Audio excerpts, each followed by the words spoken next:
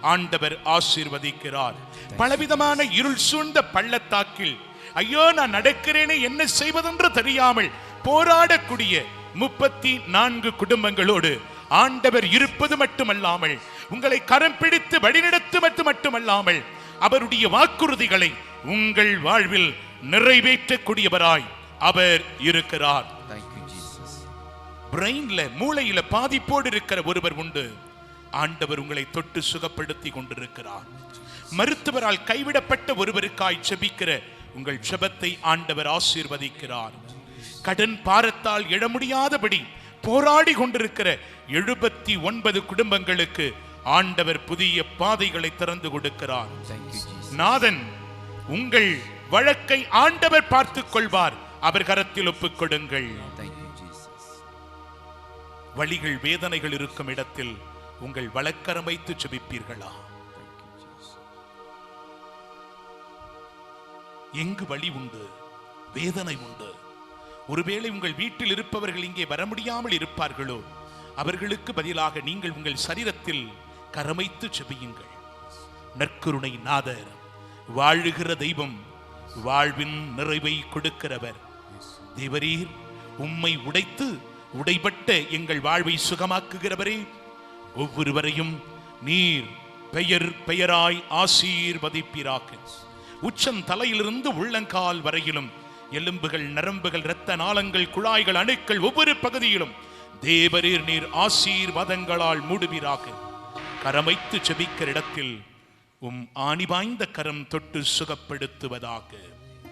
தேவரீர் நீர் சுகம் தந்து எங்களை சாட்சியாய் மாற்றும், எங்கள் வாழ்வை வழிநடத்தும். அப்படியே கரங்களை முழங்கால் படியிட்டு கரங்களை உயர்த்துவோமா? முழங்கால் படியிட்டு கரங்களை உயர்த்துவோம். நம்முடைய மறைமாவட்ட ஆயர் அவர்களுக்காக, நம்முடைய பாசத்திற்குரிய அன்பு ஆயர் தாமஸ் பால்சாமி ஆண்டகியவர்களுக்காக கரங்களை உயர்த்தி ஜெபிப்போமா? கரங்களை உயர்த்தி ஜெபிப்போமா? எங்கள் அன்பு ஆண்டவரே, தேவரீர் நீர் எங்களுக்கு கொடுத்திருக்கிற எங்களுடைய அன்பு மெய்ப்பராம் எங்கள் அன்பு ஆயருக்காக ஜெபிக்கிறோம். தேவரீர் அவரை நீர் ஆசீர்வதிப்பீராக. நம்முடைய ஆரோக்கியத்தினால் முத்திரையிடுவீராக. தேவரீர் அவரை நீர் மறைத்து நீர் வெளிப்படும். அவர் செல்லுகிற இடம் எல்லா இடங்களிலும் நீர் வெளிப்படுவீராக. இம்மறை மாவட்டத்தில் இருக்கிற முதன்மை குரு ஒவ்வொரு அருட்தந்தைக்காக ஜெபிக்கிறோம். இந்த நாளில் விசேஷமாய் எங்களுடைய வட்டார அதிபருக்காக ஜெபிக்கிறோம். தேவரீர் அவரை நிறைவாய் நீர் ஆசீர்வதியும், நல்ல ஆரோக்கியத்தை தாரும். அவருடன் தோள் கொடுக்கின்ற உதவி பங்கு தந்தையர்களுக்காக, இங்கே இருக்கின்ற இருபால் துறவிகளுக்காக, பங்கு பேரவையினர் யாவருக்காகவும் ஒப்பு கொடுத்து ஜெபிக்கிறோம். ஆசீர்வதியும். ஆண்டவரே, எங்களுடைய அன்பு தந்தை தாமஸ் ஜான் பீட்டர் அவருக்காக ஜெபிக்கிறோம். ஆசீர்வதிங்க, நல்ல ஆரோக்கியத்தை தாங்க, நீடிய ஆயுளால் நிரப்புங்க. அவர் வழியாய் தொடர்ந்து இந்த அருங்கொடையானது ஆசீர்வாதமாய் உருமாற்றம் அடைவதாக. இந்த அருங்கொடை இல்லத்தில் இருக்கக்கூடிய யாவரையும் பெயர் பெயராய் ஆசீர்வதியும். இங்கு வந்திருக்கிற ஒவ்வொருவரையும் உம் அன்பினால் மூடும். எங்களுக்காகவும் ஜெபியுங்கள். ஆண்டவரே, எங்கள் வாழ்வை ஒப்பு கொடுக்கிறோம். எங்களை ஆசீர்வதியும், ஆசீர்வதியும். தபசி மேடையில் இயங்குகிற எம் தியான இல்லத்தில் இங்கு வந்திருக்கிற ஒவ்வொருவரையும் அழைத்து வருவீராக. எம் மறை மாவட்டத்தில் இருக்கிற அநேகரும் ஆசீர்வாதங்களால் நற்செய்தியின் ஆழத்திற்குள்ளாய், கத்தோலிக்க படிப்பினைக்குள்ளாய் அவர்கள் ஆழப்பட வழி நடத்தும். ஆமென். மாண்புயர்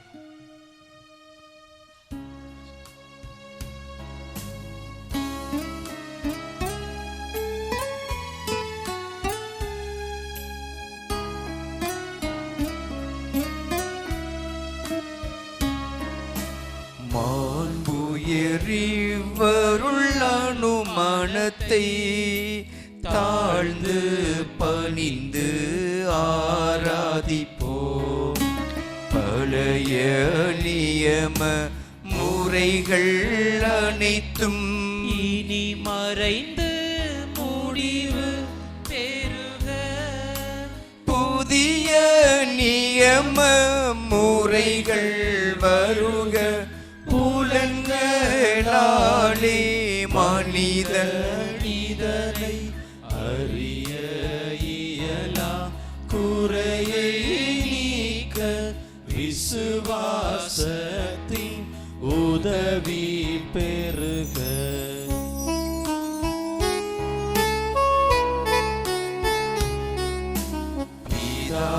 பிதாவர்க்கும் சுதனவர்க்கும் புகழ்ச்சியோடு வெற்றியாகும். மீட்பின் பெருமை மகிமையோடு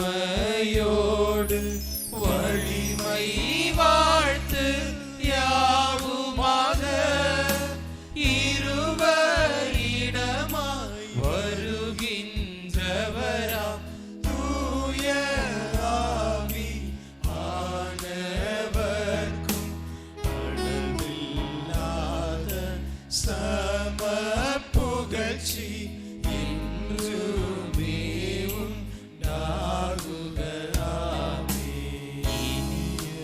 தேவன் வாழ்கவே. வாணி நின்று அவர்களுக்கு அப்பமளித்தீரே,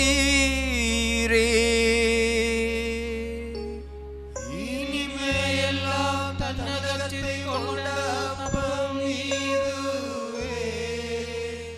மன்றாடுவோமாக. இறைவா, இந்த வியப்புக்குரிய திருவருட்சாதனத்திலே உம் திருப்பாடுகளின் நினைவை எங்களுக்கு விட்டு சென்றீர். உமது திருவுடல் திருரத்தம் இவற்றின் மறைப்பொருளை வணங்கும் நாங்கள் உமது மீட்பின் பலனை இடைவிடாமல் அனுபவிக்க அருள் புரியும். தந்தையோடு தூய ஆவியாரின் ஒன்றிப்பில் இறைவனா என்றென்றும் வாழ்ந்து ஆட்சி செய்கின்றவரே உம்மை மன்றாடுகிறோம்.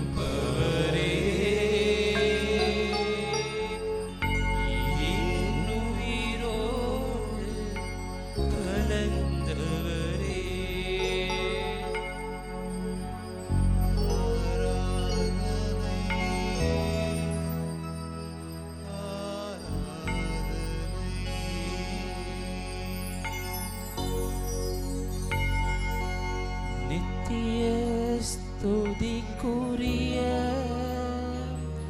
பரிசுத்த நற்கருணைக்கு சதா காலமும்